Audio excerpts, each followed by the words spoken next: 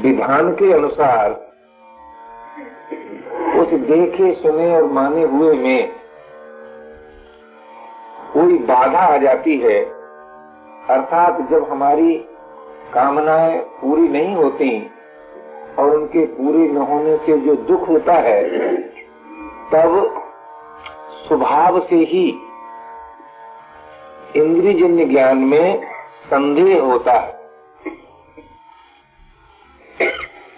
किंतु वो संदेह यदि सर्वांश में हो जाए तब तो बड़ी ही सुगमता पूर्वक प्राणी अपना विकास कर लेता है।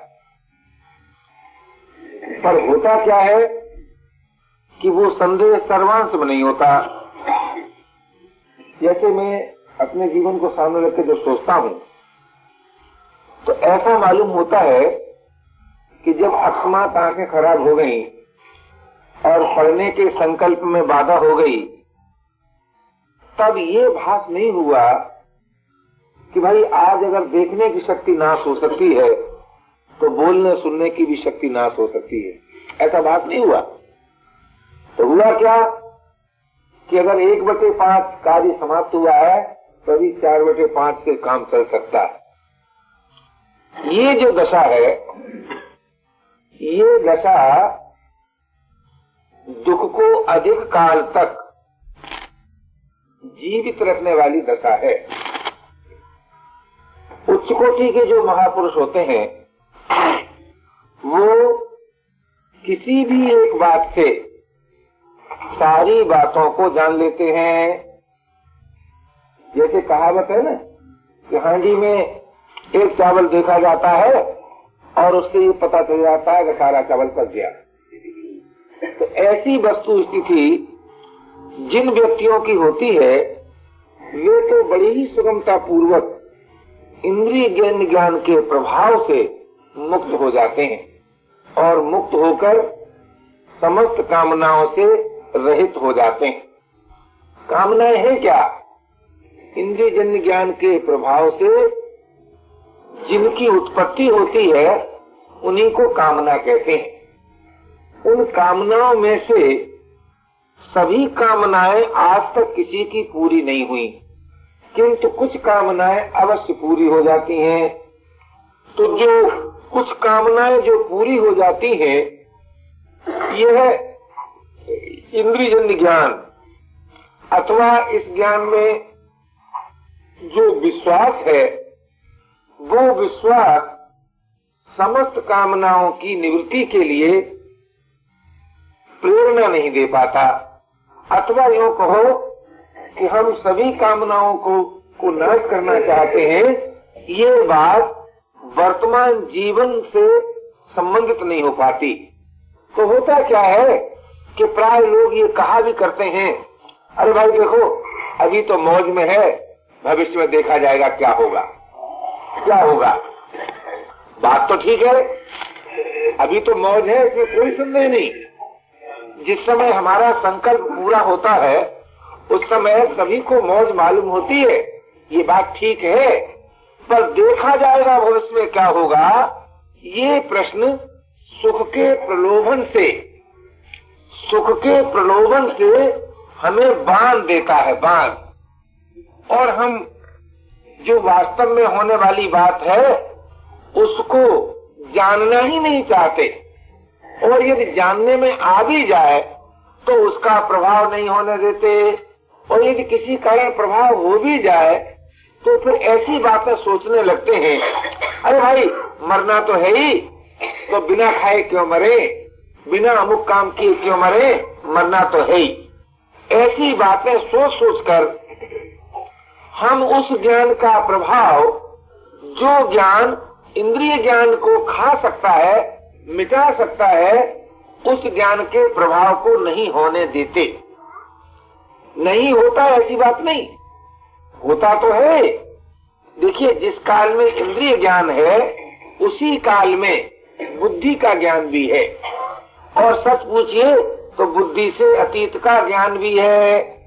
ज्ञान के तीनों स्तर ज्यों के त्यों सदैव सुरक्षित हैं। इंद्रिय ज्ञान भी, बुद्धि ज्ञान भी और बुद्धि से अतीत का ज्ञान भी।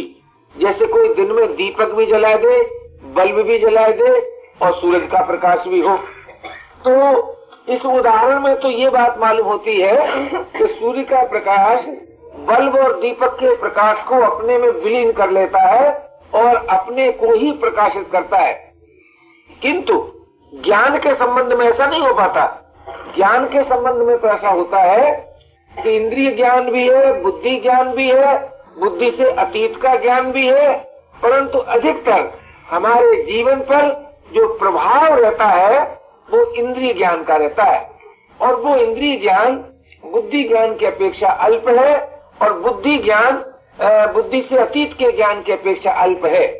तो अल्प ज्ञान का प्रभाव हो और विशेष ज्ञान का प्रभाव न हो, इसी का नाम है अविवेक। और अविवेक कुछ नहीं है। विशेष ज्ञान का प्रभाव न होना और अल्प ज्ञान का प्रभाव रहना, ये जो अविवेक है, ये अविवेक साधन का निर्माण नहीं होने देता। और जब साधन का निर्माण नहीं होता तब साधन में अस्वाभाविकता भी मालूम होती है, कठिनाई भी मालूम होती है और वो पूरा हो भी नहीं पाता। ऐसी दशा में हम लोग ये सोचने लगते हैं, अजी जो होता है सो ठीक है, इतना हो गया इतना ही ठीक है, ये क्या कम है कि हम थोड़ी देर सत्संग में बैठकर अपना 1 घंटा अच्छा कट गया। बात तो ठीक है, लेकिन सोचना तो ये है भाई कि आखिर ये मानव जीवन जब सिद्धि के लिए मिला है तो फिर ये बात कब तक हम टालते रहेंगे? सिद्धि प्राप्त करने वाली बात हम कब तक टालते रहेंगे? तो हमारा तो ऐसा विश्वास है भाई और अनुभव भी है कि जब तक हम अपनी सिद्धि को वर्तमान की वस्तु नहीं मानेंगे तब तक भाई सिद्धि होने की संभावना है नहीं। और जिस समय हम सिद्धि को वर्तमान की वस्तु स्वीकार करेंगे उस समय हमारी पूरी शक्ति लग जाएगी। अब आप कहेंगे तो आप जिस सिद्धि की बात कहते हैं वो सिद्धि क्या है, उस सिद्धि का वास्तविक रूप क्या है, ये तो जब प्राप्त होगी तभी आप जान सकेंगे। लेकिन संकेत भाषा में ये कहा जा सकता है कि बुद्धि से अतीत का जो ज्ञान है अथवा बुद्धि का जो ज्ञान है उसका प्रभाव हो जाए जीवन में और इंद्रिय ज्ञान का उपयोग हो जाए। बुद्धि के ज्ञान का तो हो प्रभाव और इंद्रिय के ज्ञान का हो उपयोग। आप कहेंगे इसको जरा उदाहरण से स्पष्ट कीजिए। बुद्धि ज्ञान ने हम सबको ये बताया कि संयोग में ही वियोग है, संयोग में ही वियोग है, ये बात बुद्धि के ज्ञान से स्पष्ट होती है। लेकिन प्रभाव इसका नहीं होता। प्रभाव किसका होता है? अजी भाई अभी तो हम लोग इकट्ठे हैं ही हैं, चाहे पिता पुत्र के रूप में हो, चाहे पति पत्नी के रूप में हो, चाहे 2 मित्रों के रूप में हो, चाहे 2 बंधुओं के रूप में हो। बोले अभी तो हम हैं, हमारा भाई है और हम हैं, हमारा बेटा है और हम हैं, और हमारी पत्नी है और हम हैं, और हमारा पति है और हम हैं। बोले अभी तो हम हैं। ऐसा कभी नहीं सोचते, ऐसा कभी नहीं सोचते कि आज जिस प्यार से हम बैठे आपसे बात कर रहे हैं, एक दिन विवश होकर हम सबको अलग हो जाना पड़ेगा, अलग हो जाना पड़ेगा और इसमें कोई अपना बस नहीं चलेगा। इस बात का जीवन में बताओ प्रभाव होता है क्या? यदि इस बात का प्रभाव हो जाए तो हमारी आपकी वस्तुस्थिति क्या हो जाएगी कि भाई देखो थोड़ी देर का साथ है, इसलिए एक दूसरे के साथ जो करना है वो करो, क्योंकि हमेशा का साथ तो है नहीं। जैसे आए हुए मेहमान को कष्ट सहकर भी अच्छा भोजन दे देते हैं, स्थान दे देते हैं आए हुए मेहमान को, उसी प्रकार हमारे प्रत्येक व्यवहार में ये प्रभाव आ जाए कि भाई थोड़ी देर का साथ है, आखिर तो अलग होना ही है, इसलिए थोड़ी देर के लिए हम क्यों ऐसी बात करें जो करने की नहीं है, जो करने की नहीं है। तो बड़ा ही जीवन में एक क्रांति आ जाए, प्रकाश मिल जाए, परंतु ऐसा नहीं हो पाता। क्यों नहीं हो पाता? कि बुद्धि का ज्ञान तो है किंतु उसका प्रभाव स्वीकार नहीं करते। आप कहेंगे ये प्रभाव को स्वीकार करने वाला कौन सा देवता है? मैं आपसे सच कहता हूँ, वो कोई देवता हो लेकिन वो तुम ही हो। तुम ही एक ऐसे देवता हो जो इंद्रिय ज्ञान के प्रभाव को भी स्वीकार करते हो, बुद्धि ज्ञान के प्रभाव को भी स्वीकार कर सकते हो और बुद्धि से अतीत के ज्ञान से भी अभिन्न हो सकते हो। तो वो जो तुम हो कि जिसके ऊपर अनेक प्रकार के प्रभाव अंकित हैं, उसको उसकी वस्तु स्थिति क्या है? उसकी वस्तु स्थिति मुझे तो ऐसी मालूम होती है कि भाई अगर सब प्रभाव मिटा दिए जाएं तब न उसका ज्ञान होगा।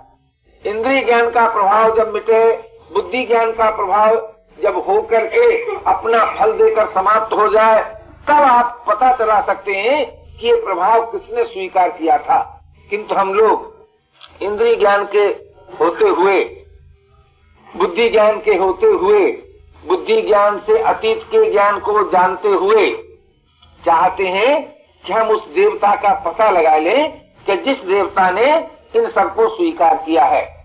उसी का नाम किसी ने जीव रख दिया, उसी का नाम किसी ने व्यक्तित्व रख दिया, उसी का नाम किसी ने कुछ रखा और किसी ने कुछ रखा। लेकिन वास्तव में वो क्या है, इसको जान सकते हैं,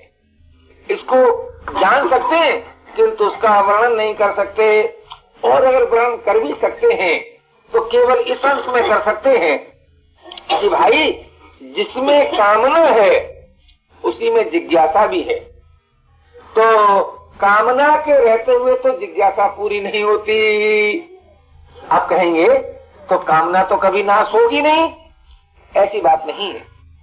कामना तो कहते ही उसको है कि जिसमें प्रवृत्ति हो और जिसकी निवृत्ति हो और पूर्ति न हो। कामना की जो वास्तव में परिभाषा है वो मुझे तो ऐसा ही मालूम होता है कि उसकी निवृत्ति भी होती है, वो उसके अनुरूप प्रवृत्ति भी होती है। तो निवृत्ति और प्रवृत्ति ये दो अवस्थाएं हैं, निवृत्ति से क्या मिलता है कि भाई शांति मिलती है, और प्रवृत्ति से क्या मिलता है कि सत्य का ह्रास होता है, सत्य का ह्रास। तो सत्य का ह्रास कामना के अनुरूप प्रवृत्ति में, और सत्य का संचय कामना की निवृत्ति में। इसमें एक का नाम भोग रख लो तो दूसरे का नाम योग रख लो। तो योग और भोग जिसके प्रकाश से प्रकाशित है वो कौन सा देवता है? वो कौन सा देवता है कि जिसके प्रकाश से योग भी प्रकाशित है और भोग भी प्रकाशित है? और वो कौन सा देवता है जो अपने को भोगी और योगी कहता है? और भोग और योग क्या है? 3 प्रश्न बने भाई, 3 प्रश्न। एक तो ये प्रश्न कि योग और भोग का प्रकाशक कौन है, और योगी और भोगी कौन है, और योग और भोग क्या है। इस संबंध में यदि हम और आप विचार करें तो योग और भोग का जो प्रकाशक है उसको मैं नहीं कह सकते, उसको है कह सकते हैं। और जिसको है कह सकते हैं उसका कभी नाश नहीं हो सकता, और जिसका नाश नहीं हो सकता वो सभी का सब कुछ रहता है, और सब कुछ होने पर भी सभी से अतीत भी है। तो जो सभी से अतीत है, सभी का सब कुछ है, वही प्रकाशक है। किसका? योग और भोग का। तो योग क्या है कि कामना की निवृत्ति, और भोग क्या है कि कामना के अनुरूप प्रवृत्ति। तो प्रवृत्ति का नाम हुआ भोग, निवृत्ति का नाम हुआ योग, और वो योगी और भोगी कौन है? उसको आप कहते हैं मैं, उसको आप कहते हैं मैं। तो मैं भोगी भी हो और योगी भी हो। जरा ध्यान तो दीजिए, कि भोग और योग में तो परस्पर विरोध है, परस्पर विरोध है। वो अगर प्रवृत्ति है तो वो निवृत्ति है, वो अगर शक्ति का ह्रास करता है तो उसे शक्ति का संचय होता है। भोग यदि पराधीनता की ओर ले जाता है तो योग स्वाधीनता की ओर ले जाता है। भोग यदि जड़ता में आबद्ध करता है तो योग चिन्मयता की ओर ले जाता है। बिल्कुल विरोध है। लेकिन क्या योगी और भोगी दो हैं? तो ध्यान दीजिए, कैसी अलौकिक बात, कैसी विचित्र बात। भोगी और योगी एक, और भोग और योग में विरोध। तो भोग और योग में विरोध, किंतु जो अपने को भोगी कहता है वही अपने को योगी कहता है। तो इससे पता चला कि जिसको आप मैं कहते हैं उसका कोई ऐसा स्वतंत्र अस्तित्व नहीं मालूम होता जो पर के बिना प्रकाशित हो जाए। जैसे भोग के बिना भोगी प्रकाशित हो जाए, योग के बिना योगी प्रकाशित हो जाए, जिज्ञासा के बिना जिज्ञासु प्रकाशित हो जाए, प्रेम के बिना प्रेमी प्रकाशित हो जाए, ऐसा भाषित नहीं होता, ऐसा अनुभव भी नहीं होता।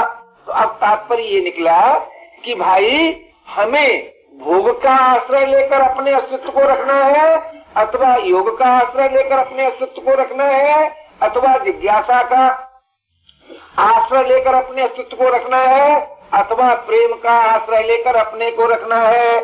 इन चारों में से किसी एक का आश्रय लेना ही पड़ेगा। अब ध्यान दीजिए कि जब हम भोग का आश्रय लेते हैं तब सुख भोगते हैं रुचि से, लेकिन दुख भोगना पड़ता है व्यवस्था से। याद तो दीजिए, सुख कोई व्यवस्था से नहीं भोगते, लेकिन दुख बोले विवश होकर भोगना पड़ता है। तो जब विवश होकर दुख को भोगते भोगते हम इतने दुखी हो जाते हैं कि भाई अब तो हमसे दुख नहीं भोगा जाता। भाई अगर तुमसे दुख नहीं भोगा जाता तो सुख का भोगना बंद करो। बोले ये अपने बस की बात नहीं है। तो भैया अगर तुम्हारे ये बस की बात नहीं है कि सुख का भोगना बंद कर सको, तो ये भी तुम्हारे बस की बात नहीं है कि दुख के भोग से बच सको। ये किसका सत्य नहीं है? कौन भाई ऐसा है जिसका ये सत्य नहीं है? कौन बहन ऐसी है जिनका ये सत्य नहीं है कि सुख के भोगते हुए दुख को भोगना ही पड़ता है। अब दुख को हम चाहते नहीं, तो भाई ये कौन सा देवता है कि हम तो दुख को चाहते नहीं और मजबूर होकर हमारे पास दुख भेज देता है? वो कौन सा देवता है? बोले आज तक उसका पता नहीं चला कि वो कौन सा देवता है। तो लोग तो ये कहने लगे कि भाई ऐसा विधान ही है, ऐसा विधान ही है, ये तो होनहार ही है, ये तो होगा ही। तो भाई जो विधान होता है, ध्यान दीजिए, जो विधान होता है वो उसका कोई आधार होना चाहिए, उसका कोई प्रकाशक होना चाहिए। अब ये तो आपकी मर्जी की बात है कि आपको विधान तो मानना ही पड़ता है। अब आप ये नहीं मानते कि कोई इसका आधार है अथवा ये किसी का विधान है। इसके न मानने से जिसका वो विधान है उसका कोई मूल्य घटता नहीं, और इसके मानने से कि भाई ये किसी का विधान है उसका कोई मूल्य बढ़ता नहीं। परंतु ध्यान तो इस बात पर देना है कि जब आपको विधान मानना ही पड़ता है, जब आपको विधान मानना ही पड़ता है, तो वो किसी का विधान है, इसके मानने में आपको आपत्ति क्या है? आप कहे हमें आपत्ति हो या न हो, पर हम नहीं स्वीकार करते, बड़ी सुंदर बात। लेकिन विधान को बोले तो विवश है, वो तो स्वीकार करना ही पड़ता है। तो बहुत ठीक बात, बहुत ठीक बात। किसी ने कहा कि हम प्रकाश को तो मानते हैं किंतु सूर्य को नहीं मानते, और बोले उष्णता को तो मानते हैं किंतु सूर्य को नहीं मानते। तो इसमें अपना कोई हानि नहीं मालूम होती, सूर्य को भी कोई अनादर नहीं मालूम होता। लेकिन एक बात तो बताओ, विधान के अनुसार सुख दुख का भोगता किसको मानते हो? विधान के अनुसार सुख दुख का भोगता किसको मानते हो? तो आपको कहना ही पड़ेगा अपने को मानते हैं। अच्छा भाई, सुख से अलग सुख का भोगता कभी तुमने देखा अपने को? दुख से अलग दुख का भोगता कभी अनुभव किया? बोले सो तो नहीं किया। तो एक और तो आपकी इतनी उदारता है कि जिसको आज तक नहीं देखा उसका आप अस्तित्व मानते हैं, और दूसरी ओर आपकी ये न्याय प्रियता है कि प्रकाश प्रत्यक्ष है, बोले सूर्य को नहीं मानते। प्रकाश प्रत्यक्ष है, सूर्य को नहीं मानते। तो हमारे मानव सेवा की नीति में किसी को मनाने का लेस मात्र भी नियम नहीं है, अपनी बात दूसरे पर लादने का लेस मात्र भी आग्रह नहीं है। तो भाई आप मानिए अथवा मत मानिए, लेकिन आप जो स्वयं सुख दुख के भोगता है, हम ये जानना चाहते थे कि दुख से अलग करके आपका अस्तित्व क्या है, सुख से अलग करके आपका अस्तित्व क्या है, अवस्था से अलग करके आपका अस्तित्व क्या है, परिस्थिति से अलग करके आपका अस्तित्व क्या है, वस्तु से अलग करके आपका अस्तित्व क्या है। इस दृष्टि से कृपा सिंधु आप विचार करें। जब इस दृष्टि से आप विचार करेंगे तो दुख से अलग होकर आप अपने को दुखी नहीं कह सकते, सुख से अलग होकर आप अपने को सुखी नहीं कह सकते, वस्तु से अलग होकर आप अपने को व्यक्ति नहीं कह सकते, अवस्था से अलग होकर आप अपने को परछिन्न नहीं बना सकते, नहीं बना सकते।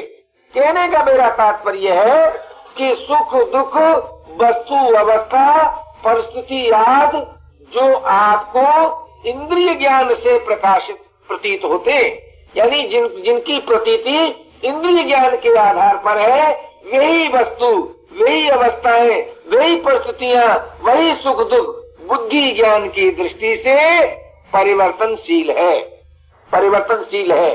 कौन कौन परिवर्तनशील है कि सुख दुख वस्तु अवस्था परिस्थिति। तो जब सुख दुख वस्तु अवस्था परिस्थिति परिवर्तनशील है, उस परिवर्तनशीलता का ज्ञान जिस ज्ञान से होता है उस ज्ञान का नाम है बुद्धि का ज्ञान, बुद्धि का ज्ञान। किंतु जब आप, कोई और नहीं, जब आप इंद्रिय ज्ञान के प्रभाव से उत्पन्न हुई कामना का सुख भोगना चाहते हैं, तब बुद्धि का ज्ञान, तब बुद्धि का ज्ञान मन के अधीन हो जाता है, और फिर मन बुद्धि इंद्रियों के अधीन हो जाता है, और फिर इंद्रियां विषयों के अधीन हो जाती हैं। तात्पर्य क्या निकला कि इंद्रिय जन्य ज्ञान के प्रभाव से उत्पन्न हुई कामना की पूर्ति आपको असीम से ससीम की ओर, अव्यक्त से व्यक्त की ओर, स्वाधीनता से पराधीनता की ओर, चिन्मयता से जड़ता की ओर ले जाती है। अंत में परिणाम क्या होता है, अंत में परिणाम क्या होता है कि दुख का प्रभाव आपके जीवन में एक चेतना प्रदान करता है, चेतना, और वो चेतना आपको विवश करती है जड़ता से चिन्मयता की ओर, पराधीनता से स्वाधीनता की ओर, अनित्य से नित्य की ओर अग्रसर होने के लिए। ये द्वंद्वात्मक स्थिति किसकी है? आपको मानना पड़ेगा मेरी है, मेरी है। तो वो जो मैं है कि जिसकी ये द्वंद्वात्मक स्थिति है, वो जब तक सुख दुख का भोगी रहता है, तब तक कामनाओं की उत्पत्ति का प्रवाह चलता ही रहता है। और जब वो सुख दुख का भोगी जिज्ञासु होता है, तब कामनाएं मिटने लगती हैं। लेकिन ध्यान देने की बात है कि किसी अंश में तो है जिज्ञासु और किसी अंश में है भोगी। बोले तब तक बड़ी भयंकर स्थिति रहती है महाराज। कैसी भयंकर स्थिति? जैसे एक अबोध बालक जानना भी चाहता है, पापा ये क्या है, मम्मी ये क्या है, ये जानना भी चाहता है, और जो कुछ उसे दिखता है उसको मुंह में भी रख लेना चाहता है। आप देखते हैं ना, एक बालक की वस्तु से देखते हैं ना, तो जो चीज उसको रखती है उसको हाथ से पकड़ेगा, मुंह में रखेगा, आंख से देखेगा, तो इंद्रिय ज्ञान का भोग भी करना चाहता है और जानना भी चाहता है। अगर यही वस्तु स्थिति बाल्यकाल के बाद भी बनी रहे, या ध्यान दीजिए, यही वस्तु स्थिति बाल्यकाल के बाद भी बनी रहे, तो चाहे 60 वर्ष का हो, चाहे 100 वर्ष का हो, चाहे 90 वर्ष का हो, वो बालक ही है। और जो बालक है उसे तो भाई जड़ता रहेगी ही, उसे तो रोना भी पड़ेगा, हंसना पड़ेगा ही, उसे तो पराधीनता रहेगी ही। बालक कोई भी स्वाधीन नहीं होता। बालक के पास दो ही अस्त्र रहते हैं, कभी रोना कभी हंसना। क्या वही वस्तु स्थिति आज बुद्धि की नहीं है? तो ध्यान तो दीजिए, गंभीरता से तो विचार तो कीजिए। तो कहने का मेरा तात्पर्य था कि जिज्ञासा और कामना दोनों जब तक साथ में रहती हैं, तब तक जीवन की समस्या हल नहीं होती। और जब जिज्ञासा इतनी सबल होती जाती है कि वो कामनाओं को खाने लगती है, कामनाओं को मिटाने लगती है, तो नियम ऐसा मालूम होता है, मंगलमय विधान ऐसा मालूम होता है कि जिस काल में समस्त कामनाएं नाश होती हैं, उसी काल में जिज्ञासा की पूर्ति होती है। आज हम जिज्ञासा पूर्ति के लिए बड़े बड़े ग्रंथों का अध्ययन करते हैं। कोई भाई ये न समझ बैठे कि मैं स्वाध्याय का विरोधी हूँ। अगर स्वाध्याय का विरोधी होता तो स्वयं क्यों किताब लिखा था? स्वाध्याय का विरोधी नहीं, लेकिन विचार इस बात पर करना है, क्या बाह्य ज्ञान के द्वारा, क्या सुनी हुई बातों के द्वारा आपकी जिज्ञासा पूरी हो सकती है? अगर जिज्ञासा पूरी हो गई होती तो अब तक जाने कब तक अब तक हो ही गई होती। कारण क्या है? एक ही ग्रंथ का अनेक व्यक्ति अध्ययन करते हैं और अनेक व्यक्तियों पर उस ग्रंथ का अनेक प्रकार का प्रभाव पड़ता है। ऐसा आपने कभी नहीं देखा होगा कि एक ही ग्रंथ का एक सा प्रभाव पड़े। भाई बात तो सोचो, क्या कारण है? ग्रंथ एक और प्रभाव अनेक। उसका कारण एकमात्र आपको मानना पड़ेगा कि प्रत्येक जिज्ञासु की वस्तु स्थिति अलग अलग है, रुचि अलग अलग है, योग्यता अलग अलग है, सामर्थ्य अलग अलग है। तो रुचि भेद से, योग्यता भेद से, सामर्थ्य भेद से बाह्य ज्ञान का प्रभाव एक सा नहीं रहता। और जब तक प्रभाव एक सा नहीं रहता तब तक उसको निस्संदेहता नहीं कह सकते।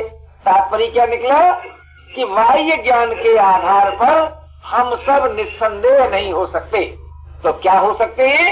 आप कहेंगे कि बाह्य ज्ञान पर भी तो निस्संदेह होते हैं। किसके संबंध में? क्या ध्यान दीजिए, बाह्य ज्ञान के आधार पर, सुनी हुए आधार पर किसके संबंध में निस्संदेह होते हैं? जो इंद्रिय ज्ञान और बुद्धि ज्ञान का विषय नहीं है, विषय नहीं है, जिसके संबंध में जिज्ञासा जागृत नहीं हुई है, उसके संबंध में यदि आप कोई बात सुनते हैं तो उसमें विश्वास होता है। और वो जो विश्वास विकल्प रहित होने से ज्ञान के समान फल देता है। पर सच मानिए ज्ञान नहीं होता।